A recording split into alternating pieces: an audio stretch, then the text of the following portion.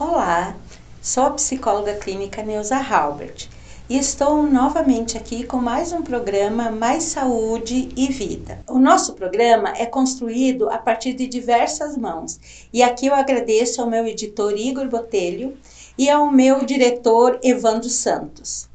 Todas as semanas estamos aqui com vocês para trazer assuntos importantes da saúde física, mental e emocional. A cada dia, a cada programa, uma nova discussão, um novo profissional. Eu gostaria também hoje de agradecer as mais de 4.000 visualizações aos 4 programas anteriores. Então assim, gente, esse programa é construído, como eu falei, por diversas mãos e vocês são a mais importante peça dessa construção. Hoje, nosso tema será TDAH. Transtorno de déficit de atenção e hiperatividade. Para falarmos sobre isso, a gente trouxe a psicóloga clínica Maria Aparecida Sodré.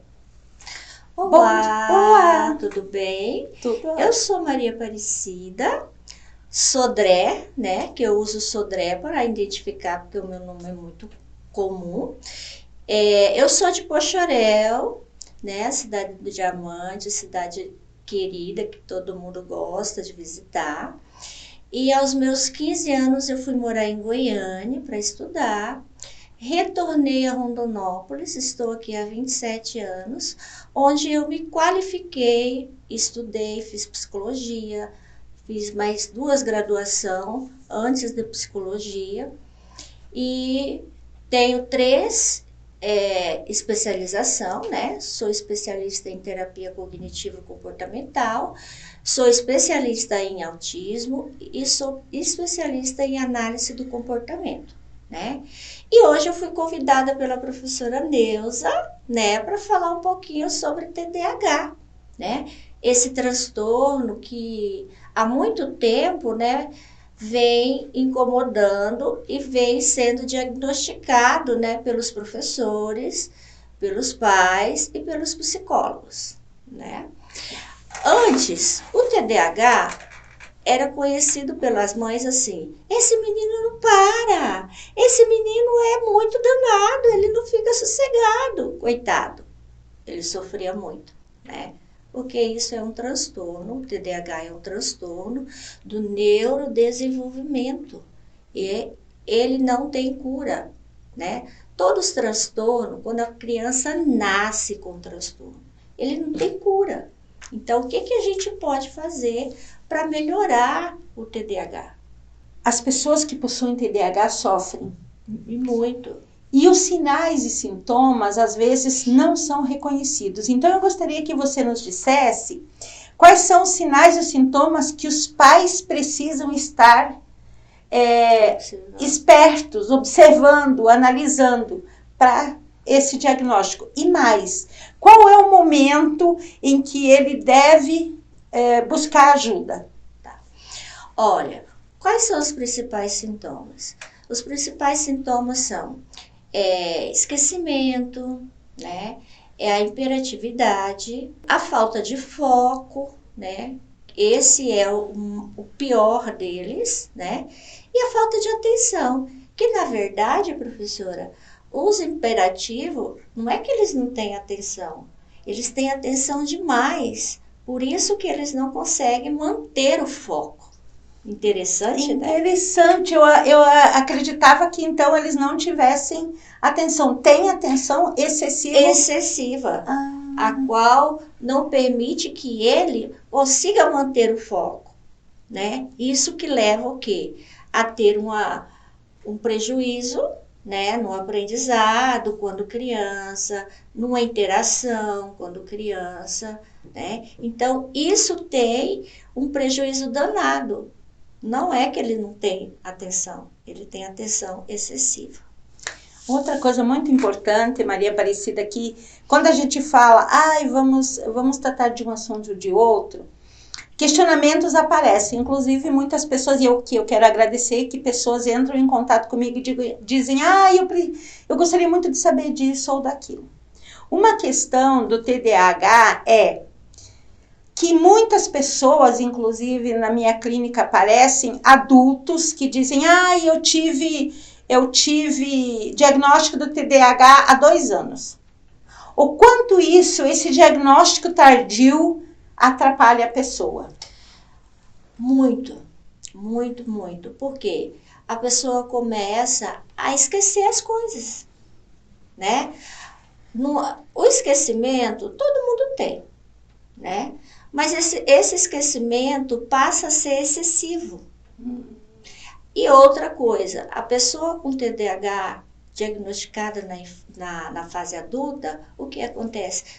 Chega um ponto que ela quer fazer tudo e ela não termina nada, não consegue terminar. E fica aquele monte de coisas de trabalho começado e não terminado. E isso gera uma ansiedade, gera uma tristeza, uma angústia. Só, professora, que a gente tem que prestar bem atenção nesse diagnóstico na fase adulta, porque o TDAH, ele é confundido com o autismo, a bipolaridade, o transtorno de borderline e a ansiedade. Então, tem que ter muito, muito cuidado em fechar um diagnóstico com TDAH. Não é tão simples assim. Até porque não tem nenhum teste para fazer com esse paciente adulto. Nós temos hoje algumas escalas que podem ser respondidas e com a somagem do ponto a gente pode fechar o diagnóstico. Porém, qual é o mais importante? É a clínica, a experiência clínica, né? A visão do psicólogo, o conhecimento do psicólogo, né? Inclusive, eu estou fazendo um curso só de TDAH devido a essa grande dificuldade. Por quê? Eu tenho pacientes autistas, eu tenho pacientes ansiosos e tenho pacientes bipolares, tenho pacientes de borderline. Então, você tem que ter esse cuidado específico para não rotular uma pessoa. Você trouxe agora uma coisa, Maria Aparecida, muito importante. Rotular uma pessoa. Muitas pessoas chegam na clínica e falam assim, olha, eu tenho TDAH. E daí tudo que ela faz, ela diz, não é porque eu tenho TDAH. Eu tenho TDAH. Ela passa a ser o transtorno. Exatamente. E muitas das pessoas, inclusive crianças, elas começam a usar o transtorno como uma muleta. E aí, o que ela faz? Eu não consigo aprender, eu não consigo fazer isso porque eu tenho TDAH. Porém, ela não quer esforçar um pouquinho. Porque ela tem o transtorno, ela não é o transtorno. Isso, a Maria Aparecida trouxe agora uma coisa muito interessante. Ela tem o transtorno, ela não é o transtorno. E a pessoa acaba por achar que o transtorno é desculpa para muita coisa, né? Sim. Outra coisa que a gente gostaria de saber, Maria Aparecida, é como é feito o tratamento para o TDAH e se é preciso de uma equipe multiprofissional, com psicólogo, psiquiatra, os professores também na escola, quando diagnosticados cedo, é importante. Como que é esse tratamento todo? Como você já disse, né, por uma equipe multidisciplinar, né, primeiramente, né, com o olhar dos professores, devem levar essa criança ou adulto a um psiquiatra, onde ele vai medicar esse paciente ou essa pessoa, caso necessário, porque o TDAH ainda tem níveis 1, 2 e 3. De repente, ele é um TDAH leve, ele não precisa ser medicado. só com as terapias, atividades físicas, outras atividades como meditação, concentração. Eu indico muito para os pacientes em tratamento algum esporte como karatê, jiu-jitsu, porque esses esportes, eles exigem disciplina, né? E que o TDAH precisa? Disciplina.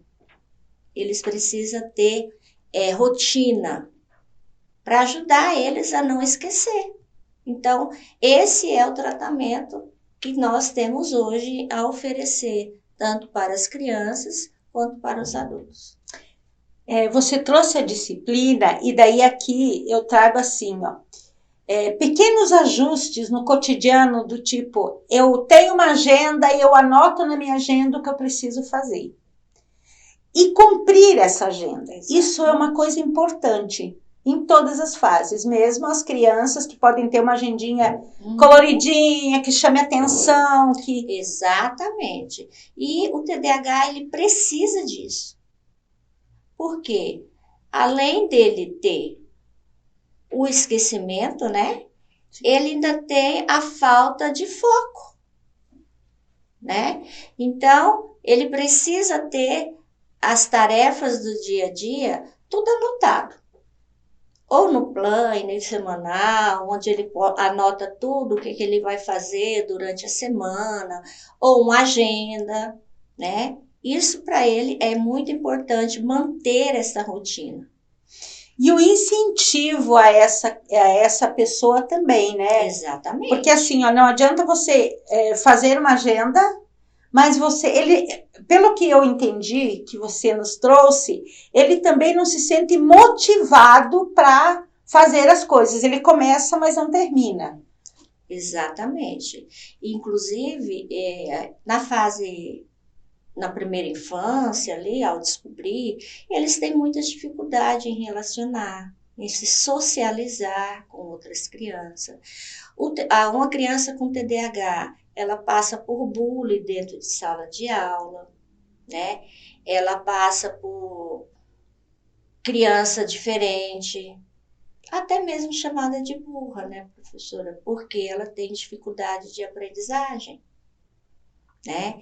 E todo esse transtorno na fase da infância, você sabe que lá na fase adulta, sim, ele vem lá para nós como um trauma, sim, né? Que nós, como os psicólogos, vamos tratar esse trauma. E muitas das vezes o adulto tem muita dificuldade em lembrar, em colocar para fora tudo aquilo, né? Identificar por que ele está sofrendo hoje, né? Eu gostaria que você conversasse com o nosso público a questão de que eu já tive, inclusive, na clínica, uma mãe que veio dizendo: eu acho que meu filho tem TDAH. Mas eu não vou levar, porque daí, na minha família, todo mundo é normal, e se o meu filho tiver um diagnóstico desse? Então, eu conversei muito com ela e eu falei que ela ajudaria a criança se ela buscasse um profissional que pudesse fazer esse diagnóstico e todo o tratamento adequado.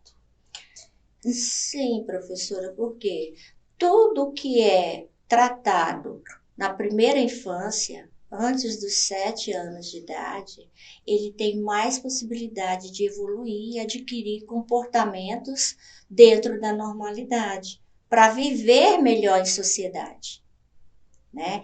E hoje, muitos pais rotulam as crianças com TDAH, onde, na verdade, é falta de limite desses pais.